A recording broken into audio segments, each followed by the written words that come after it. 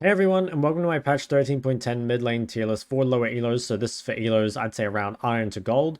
And this is mainly going to be a follow-up video to the video I did in patch 13.7 for lower elos, where I went through and I talked about every champ individually. So if you want to see a specific, I guess, explanation for any of these champs, please check out that video. I will put it in a pinned comment below, so go and check that out if you want to know something specific.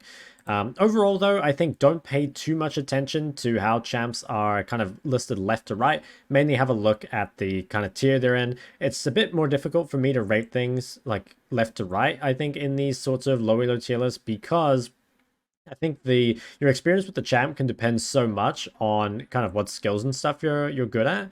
Whereas I feel like in higher elos, you're gonna be, I don't know, I guess your experience with the champions is gonna be a bit more consistent because people are just playing them properly. And that's a lot what this tier list is about, is that in lower elos, playing stuff that is simpler, more consistent game plans, not particularly flashy, is generally gonna be better. And I guess once again to remind you, this is a tier list for climbing in low elo as a low elo player. So this is not a tier list for improving in low elo. This is not a tier list for stomping in low elo because those are two very different things. So this is purely, like let's say you're a silver player and you want to get to gold. This is the kind of list for you. Rather than talking about every champion on this list individually, I want to use this video instead to kind of answer some of the champion pool questions I get from a lot of lower elo players. Again, just to remind you once more, if you do want those full explanations, there is a link to that video in the description below. Probably the most common question about champion pool that I get asked from lower elo players these days is which AD mids are best to learn, because most of the AD mids are on the more difficult side, right? Like a lot of the viable AD mid laners are assassins, or they're kind of like bruiser top laners that don't play like a lot of the other mid laners.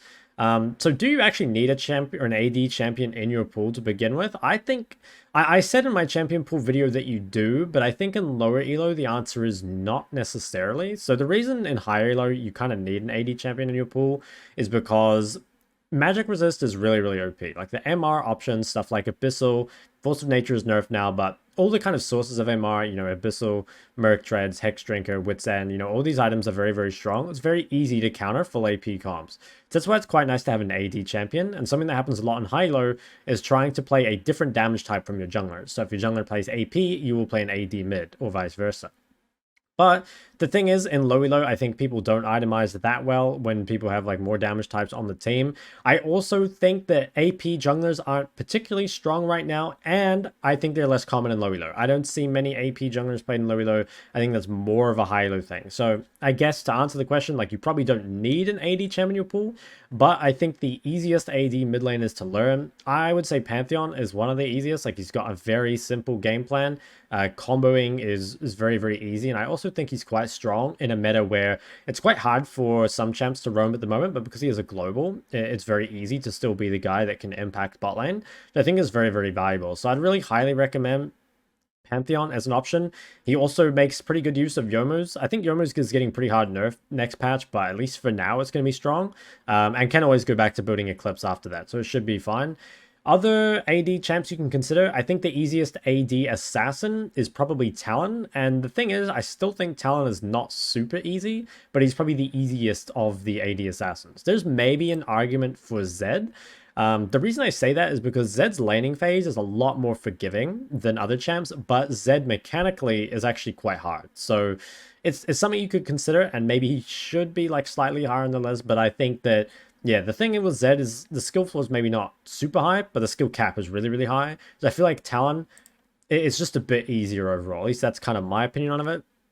If you want the easiest kind of range champ, I would say Akshan is a little easier than something like Tristana or Lucian. That might be more of a personal thing, but I feel like Akshan is like, I don't know, with Tristana and with Lucian, you have a lot of like points of failure, I guess. Like you can fail to snowball the early game. You can easily just die by dashing in at the wrong time. You're very, very gankable, stuff like that. I feel like Akshan, it's like there are points of failure on Akshan. Again, like don't get me wrong. Like, I think it's still like a more difficult AD champ to learn. But of the ADC mids, I think he is probably the easiest. I guess you could consider something like Varus, like poke Varus, but I personally would consider that to be more of a poke champ than an ADC. So it kind of depends how you view it. But yeah, I'd say Akshan. And then melee ADs. I'd say one of the tankier ones, like Scion can be very good. If you want more of the like Bruiser-esque, Trymir can be good. So I would say like those are the options. Overall, I think Pantheon is by far the best and the easiest. But again, it's something I get asked all the time, so I figured I'd clear it up. Another thing that I get asked really, really often is they'll give me a couple champs and then ask me to suggest them a third champion. And normally what I kind of see when people like list those sort of champ pools is they're really deficient in one sort of area. So places to look is, again, obviously AD and AP, like do you have one of those? Do you have a blind pick, I think is very important. Do you have mobility is quite important. I'd say mobility might even be the most important one. If someone suggests me a pool and they play something like Syndra and Victor, it's like, yeah, you've already got kind of the anti-mage, you got the scaling, gank setup with Syndra kind of covered. You've got all that. But the problem is you're really in trouble if the enemy plays some kind of mid jungle like Jarvan and Fizz or something like that. So I would be... I think having one champion with mobility in your pool is very nice, or just like something that can kind of counter comps where they're meant to kill you. So even champs like without mobility can sometimes do that. Like Swain, for example, is quite tanky, or you can play tanky champs like Galio and Nautilus. Lissandra is another great kind of anti-dive champion. So these are all like good options, and I think they're quite helpful for rounding out your pool, because obviously the champs that people kind of gravitate towards mid tend to be the more fun ones. At least that's kind of what I notice. But it's always nice to have one of these things to kind of cover your bases. So I guess, yeah, I'd be checking to see if you have mobility. Do you have like AD and AP? Do you have a champ that has some sort of gank setup? Because I think that there's a lot of champs that the way you beat them is through setting up ganks for them, especially other immobile champs can be quite good. Like adding a champ like Fizz to your pool can be good for that, or even Ahri again. Like they're relatively easy to pick up while still having fairly high skill cap, and they add a lot of those things that you need. Honestly, Ahri is kind of just like the perfect champ to add to your champion pool, because she just does so many things and she's a great blind pick. So that's another thing that I recommend thinking about. The last thing that comes up really, really often is just how many champs should you have in your champion pool. So I would really recommend being a one trick or playing like 2 to 4 champs. I think it's a bit easier to kind of play 2 champs because that way you can have like a blind pick and a counter pick as opposed to just being a pure one trick. But if you want to go that route, like that's fine.